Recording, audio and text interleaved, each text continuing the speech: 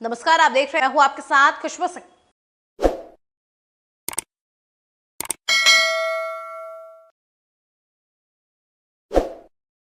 फलौदी राजस्थान का एक जिला है जो देश भर के राज्यों में होने वाले चुनावों को लेकर सट्टा लगाता है। कहा यह भी जाता है कि फलौदी का आकलन बिल्कुल सटीक होता है। इस कारण फलौदी का सट्टा बाजार देश और दुनिया में हमेशा से ही सुर्खियों में रहता है। आपको बता दें कि विधानसभा चुनाव के दौरान भी फलौदी सट्टा बाजार के आंकड़े बिल्कुल सही साबित हुए थे। देखिए इस पर हमारी एक खास रिपोर्ट। राजस्थान में लोकसभा चुनाव 19 और 26 अप्रैल को 2 चरणों में संपन्न होने हैं।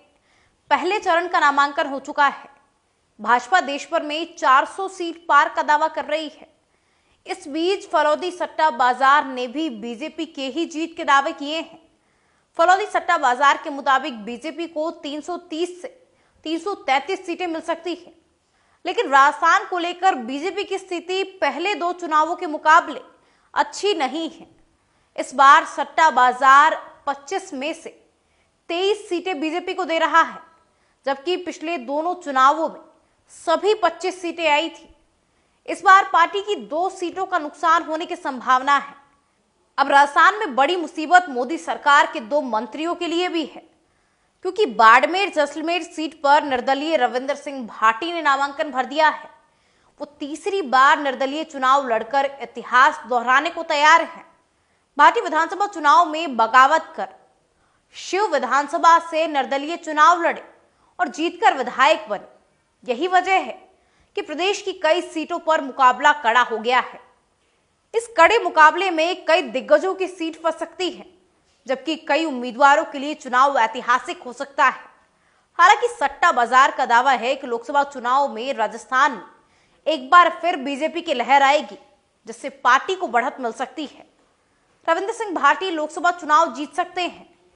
ऐसा होता है तो बीजेपी प्रत्याशी और केंद्रीय मंत्री कैलाश चौधरी की हार संभावित है, जबकि एक और केंद्रीय मंत्री गजेंद्र सिंह शेखावत के लिए भी जोधपुर में मुकाबला कड़ा है। जोधपुर सीट भी हाई वोल्टेज मुकाबले के चलते फंस सकती है। इसके बावजूद बीजेपी प्रत्याशी और केंद्रीय मंत्री गजेंद्र सिंह शेखावत की जीत की उम्मीदें बरकरार हैं, लेकिन शेखावत को इसके लिए जोर लगाना पड़ सकता है।